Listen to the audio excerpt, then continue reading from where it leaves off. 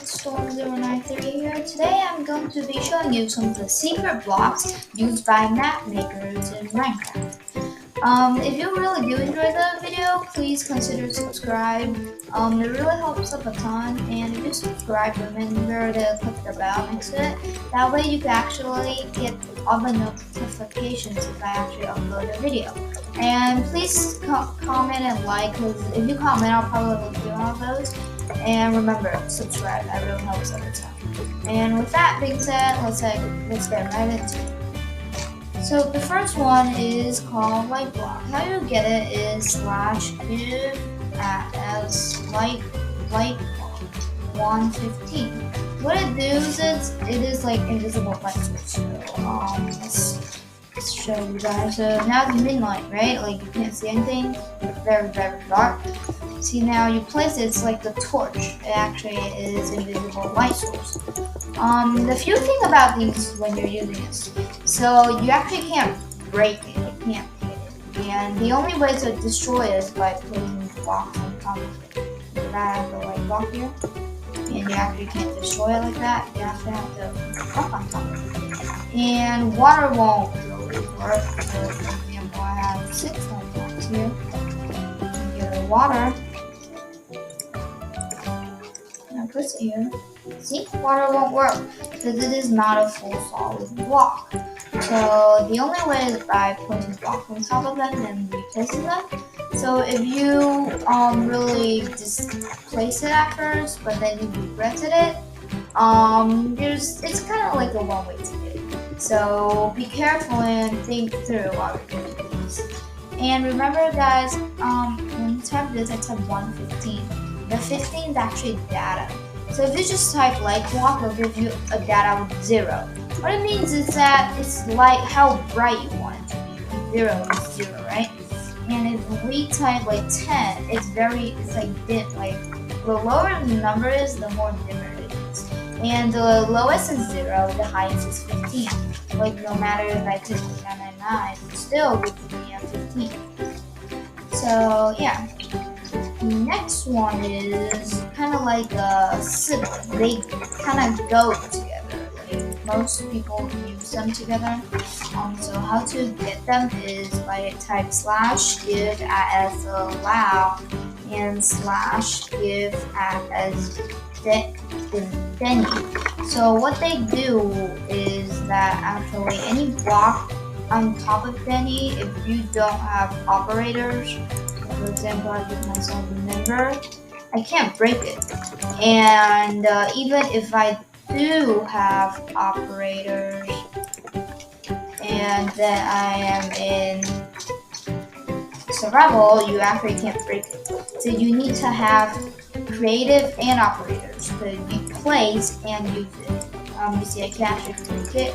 And allow is basically, even if you are in adventure, you can actually destroy it. So yeah, one is don't let you destroy anything, one is always let you destroy anything.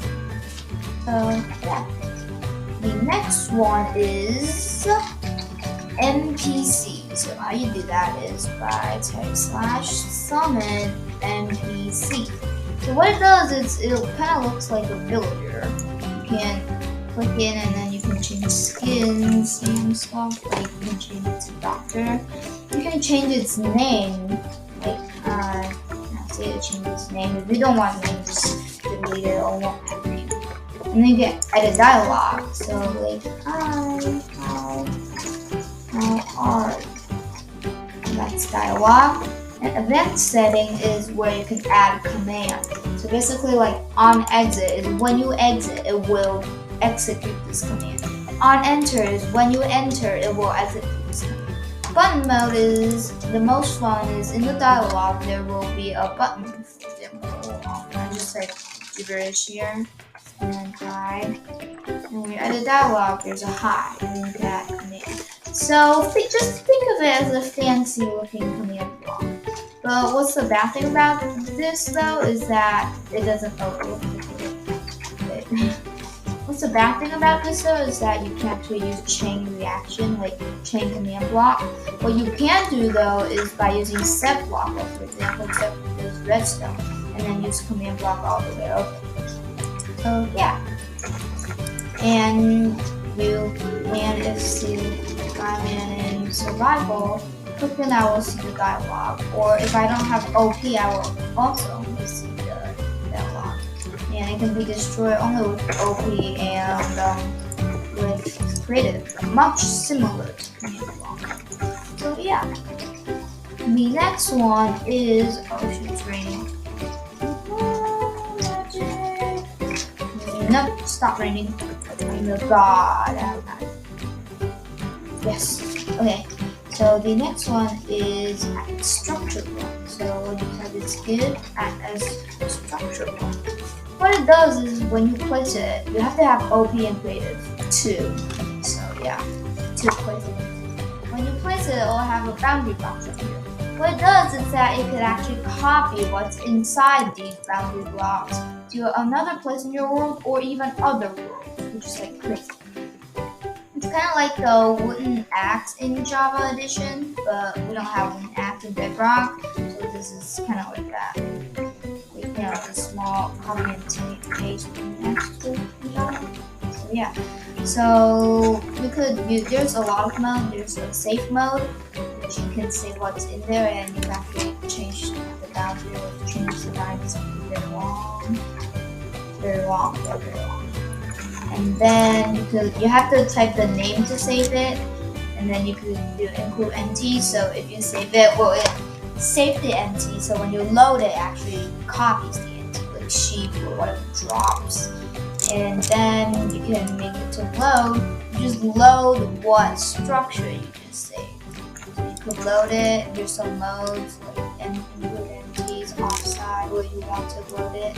And then there's actually animations, so you could place layer by layer slowly, and or block by block, or rotation, you can rotate it and stuff.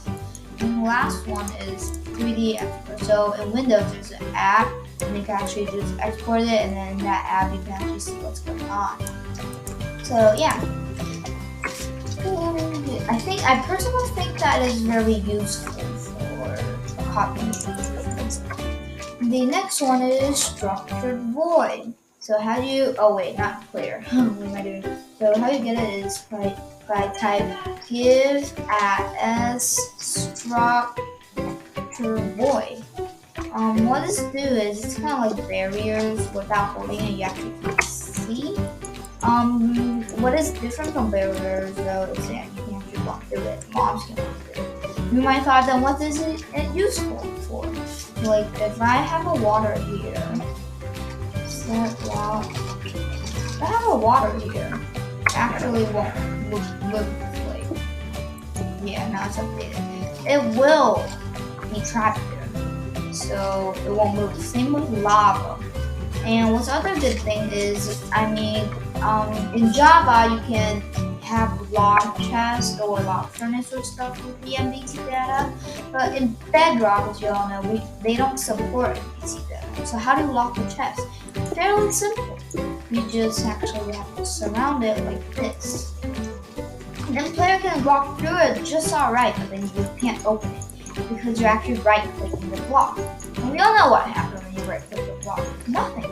Yeah, nothing happens. And then when you want them to unlock or something, you could just use structure load, the command, the structure copy, you have to copy this air, and you can open it. And well, the symbol is just put barriers on top, but the player can't go on top.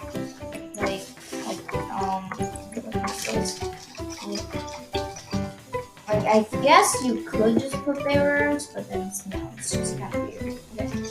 You can't jump on it. It's kind of annoying. Okay, the last one is jigsaw. So how you type it by /give as jigsaw. So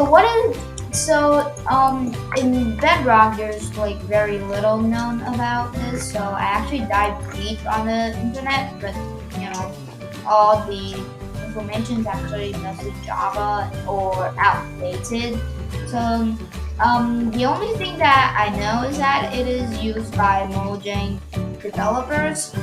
So what it does is, according to the internet, they use smaller templates to create bigger builds. Like, for example, maybe we build a small house and then it will turn into a skyscraper or something, like a building, like, I don't know, like, because I really don't know. I don't know how to use it. Like, this is how it works.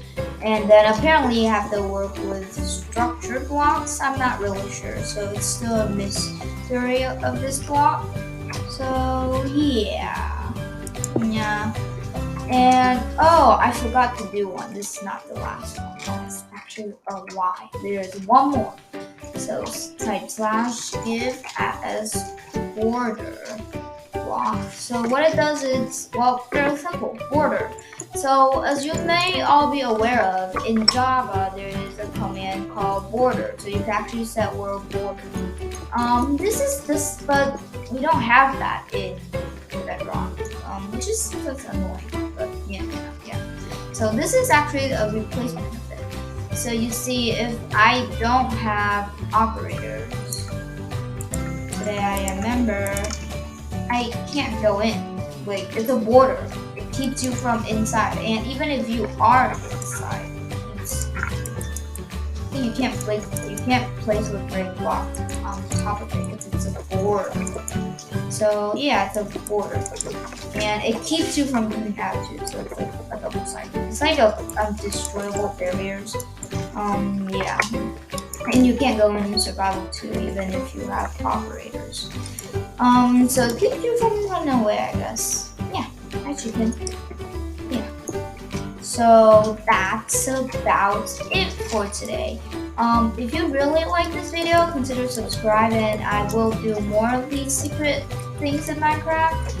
There's still a lot more. This is just blocks that are useful. There's blocks that I don't even know exist, and items, and just mobs with weird behaviors. So if you really enjoy, please subscribe. It really helps us a ton, and I will upload more videos. Thanks for watching. See you later.